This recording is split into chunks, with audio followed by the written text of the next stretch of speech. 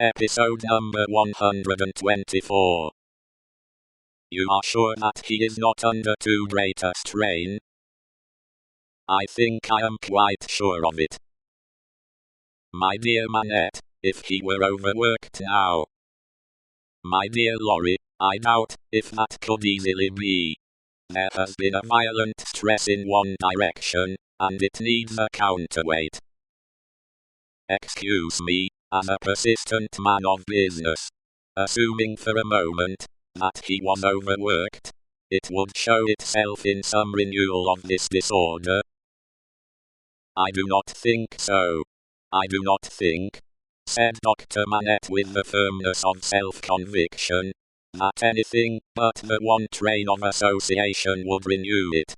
I think that, henceforth, nothing but some extraordinary jarring of that cord could renew it.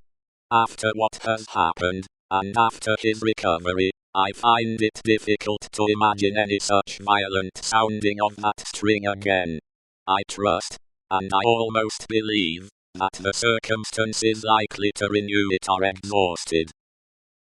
He spoke with the diffidence of a man who knew how slight a thing would overset the delicate organization of the mind, and yet with the confidence of a man who had slowly won his assurance out of personal endurance and distress. It was not for his friend to abate that confidence.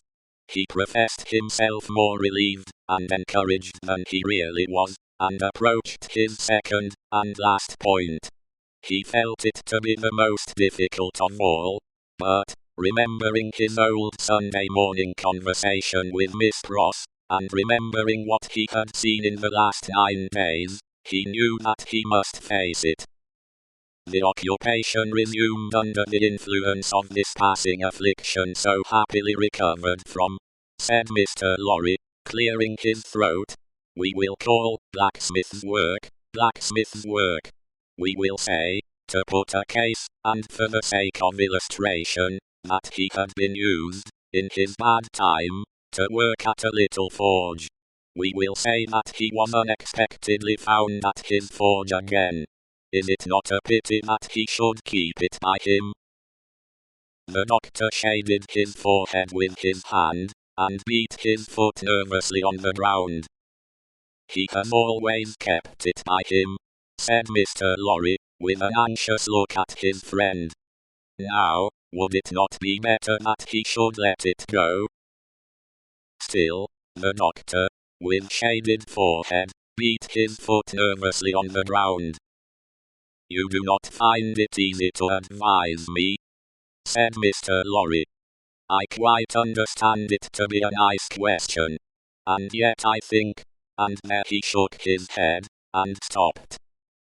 You see, said Dr. Manette, turning to him after an uneasy pause, it is very hard to explain, consistently, the innermost workings of this poor man's mind. He once yearned so frightfully for that occupation, and it was so welcome when it came.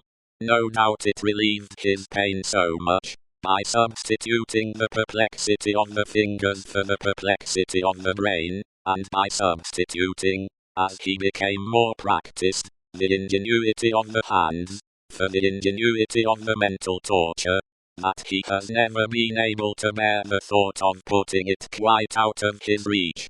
Even now, when I believe he is more hopeful of himself than he has ever been, and even speaks of himself with a kind of confidence, the idea that he might need that old employment, and not find it, gives him a sudden sense of terror, like that which one may fancy strikes to the heart of a lost child.